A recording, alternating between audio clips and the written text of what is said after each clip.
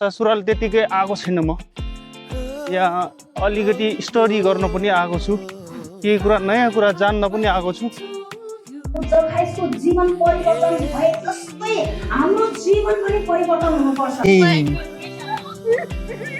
ल किन हाँसेको ल शर्माउँछन् जीवनको मुही खानु पर्यो है गजब मिठो बनाएर रहेछ यार धेरै वर्ष भइसक्यो मैले यो नखाएको मैले यसको स्वाद पनि लगभग बिर्सिसकेको छु ल है सबैजनालाई नमस्कार अहिले चाहिँ म मेरै ससुराल गाउँमा छु यति दामी छ मेरो ससुराल यहाँ मेरो रानी पनि हिँडेर छ अनि अहिले हामी सङ्गति पनि जाँदैछौँ यस्तो पो छ है मेरो ससुराल गाउँ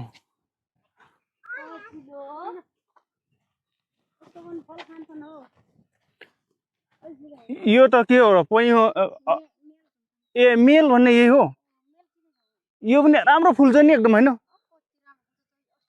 खै मेहेल भन्दो रहेछ म त के रहेछ मेहेल भनेको मेल भन्ने यो रहेछ यो पनि एकदमै ल मौरी पालनको लागि मौरी पालनको साथीहरू कोही हुनुहुन्छ भने तपाईँहरूलाई थाहा होला मैले चाहिँ यसको बारेमा अध्ययन चाहिँ गरेको छु तर यही हो भन्ने मलाई चाहिँ थाहा थिएन ल आज चाहिँ म कन्फर्म भएँ यहाँ चाहिँ म ससुराल त्यतिकै आएको छैन म यहाँ अलिकति स्टडी गर्न पनि आएको छु केही कुरा नयाँ कुरा जान्न पनि आएको छु जाँदैछौँ सङ्गतितिर अनि आज दिनभरिको प्रोग्राम चाहिँ छ ऐसेलु खाने लाली गुराँस हेर्ने अनि मच्चिने रुखमा गएर यस्तै छ है प्रोग्राम यहाँनिर गुराँस छ है मलाई त यार रमाइलो लाग्छ नि गुराँस हेर्दाखेरि पछाडि चाहिँ बाँस पनि छ बाँस चाहिँ एकदम प्रकृतिको लागि यो धरतीको लागि एकदमै वरदान हो भन्छन् यहाँनिर चाहिँ यो अर्को खाले बाँस छ यो बाँसुरी बाँस हो यो मदानीहरू बनाउनु पनि एकदम दामी हुन्छ म बाँसुरी सिक्दै थिएँ म बाँसुरी बजाउन सकेन यार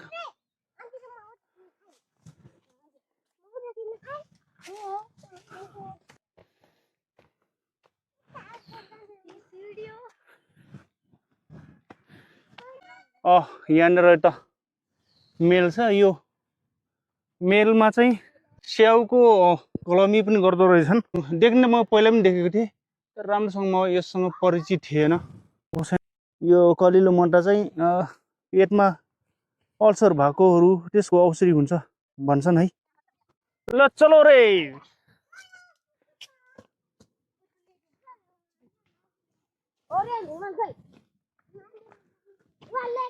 अहिले गाई बस्तु बाहिर सार्नु भएको छ के हो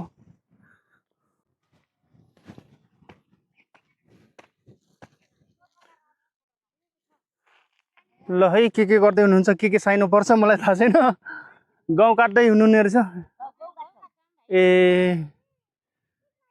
ल ल ल ल म उसको श्रीमान ए माइजू भन्नुपर्ने ए ए माइजू हजुर नमस्कार माइजू हुन्छ भेटौँला माइजू ल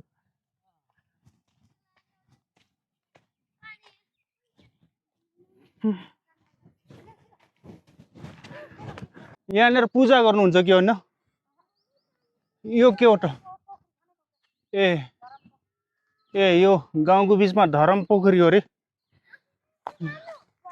अन्सु थाहा छ के हो यो चाहिँ के रुख हो यो ए ल मेलको रुख बेसरी ठुलो रहेछ है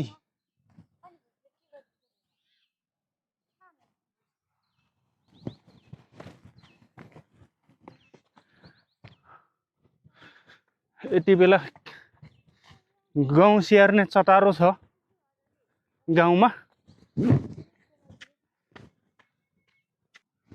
गाई बस्तु खेतमा एकदमै बाँ गर्नु भएको छ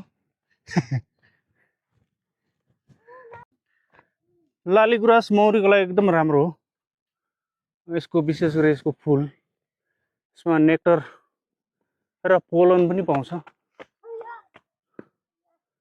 फुलेर सकिसकेको छ अहिले। थोरै हामीले हाम्रो दर्शनको लागि बसेको रहेछ है। ल फाइनली त्यहाँनिर चाहिँ चर्च आइपुग्यो। यतातिर कामको मारामार छ। आराधना भइराखेको छ यहाँनिर।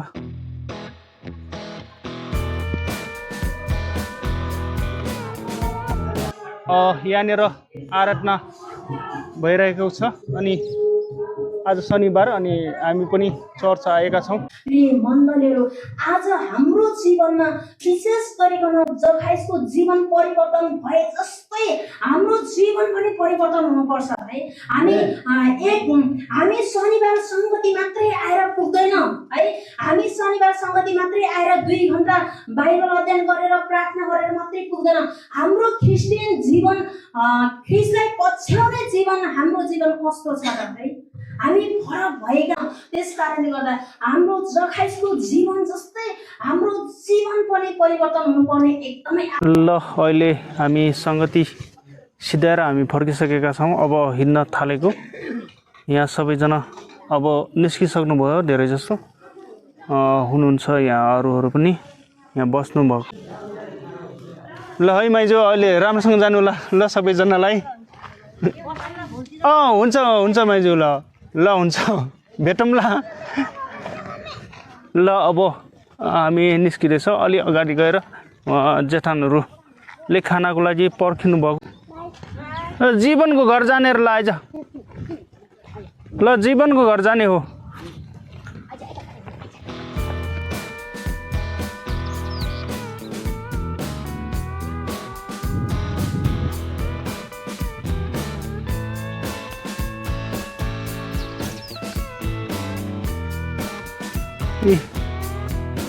खेतमा कामको लास्टै मारामार छ।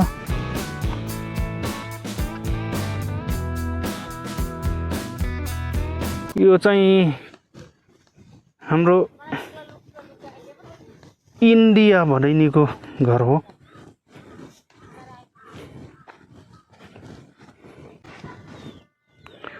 ल यहाँनिर चाहिँ गहुँ ठताएर सेम्ता यता फाल्नुभएको। ओ जीवन त फेरि यहाँ पो छ त। यो सुपरम्यान हो कि हो? यता नि उता कहाँ उहाँ बसिरहेको थियो।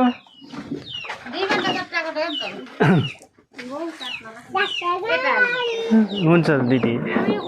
उहाँ दाजु हुनुहुन्छ यो घरको घरबेटी।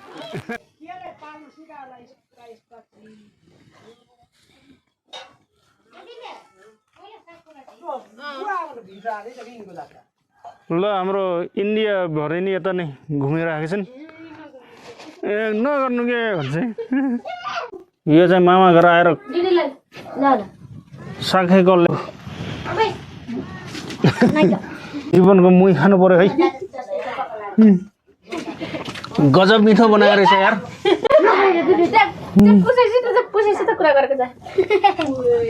ए यो मेरो भरै केटा हो। यो खत्रै मान्छे छ क्या। मुही दिएको त क्या दामी मुही दिएछ।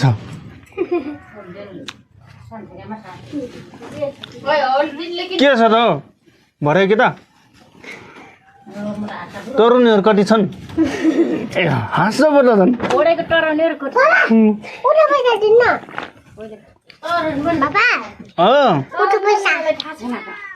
के रे? उठो पैसा दिने? ऊ जीवनसँग माग। जीवनसँग पैसा माग। जीवनसँग माग।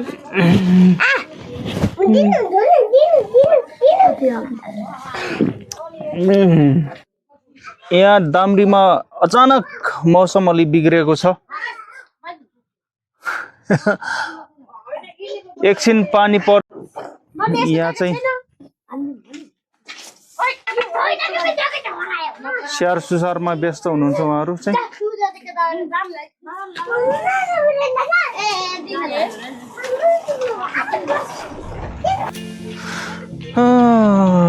गाउँ काटेर लत्रमै पार्नु भएको छ, उतातिर काट्नै बाँकी छ, त्यता कतै काटेको छ। आकाश चाहिँ गड्याङ गुडुङ गरेर राखेको छ। अचानक मौसम बिग्रेको छ। ओइ ल किन हाँसेको? ल शर्माउँछिन्। यो घरको राजकुमारी कस्तो राम्रो आउनु रहेछ त। ठिकै आउँछ। ल यो घरको राजकुमारीको यहाँनिर चाहिँ कल कारखाना छ अरे। ल यहाँ कुटाउने पेलाउने पिसाउने मेसिनहरू राख्नु भएको रहेछ।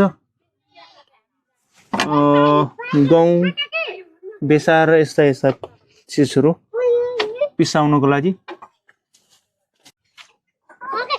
बाख्राहरू पनि निस्किरहेछ। हाम फाल्दैछ त है।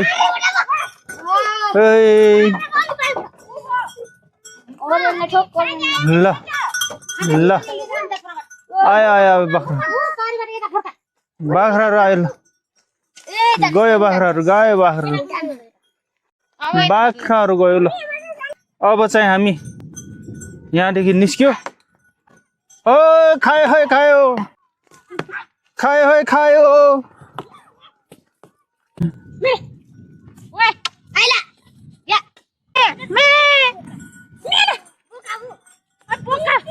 बोकाबाट के अरे उप खाने छ।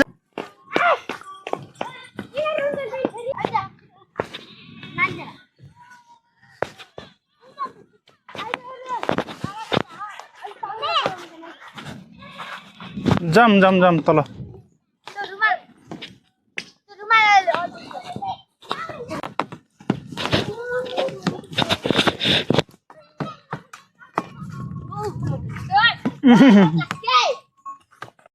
म फर्किँदैछु। पानी परेको छ, त्यही भएको कारणले गर्दाखेरि मैले यहाँ छाता पनि लगाइराखेको छु। केटाकेटीहरू बाटोमा अगाडि कुदिहाले। म चाहिँ बिस्तारै जाँदैछु। धेरै त होइन, अलिअलि यहाँ पाकिराखेछ।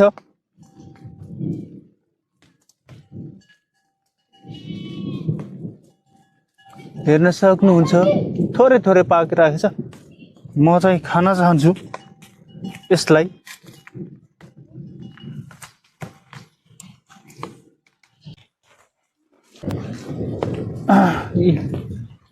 यस्तो रहेछ। ल मेरो खुट्टाले अलि भर पाएको छैन।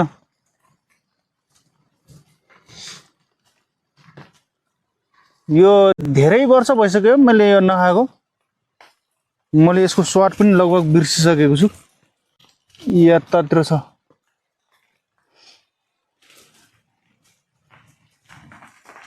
अप्ठ्यारो पो छ त खान पनि।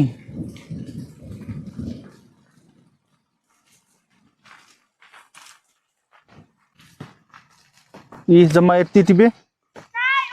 ल म यहाँ लुकी खानेछु। थोरै गुलियो रहेछ। पानी परेछ। मेरो गिम्बलमा पर्छ, मोबाइलमा पर्छ। त्यो भएको कारणले गर्दा म बाँगी चाहिँ म भोलि आएर खान चाहन्छु। चाहे नि बाँगी म भोलि आएर खान चाहन्छु है। ल म द्रुत गतिमा घरतिर भाग्न चाहन्छु।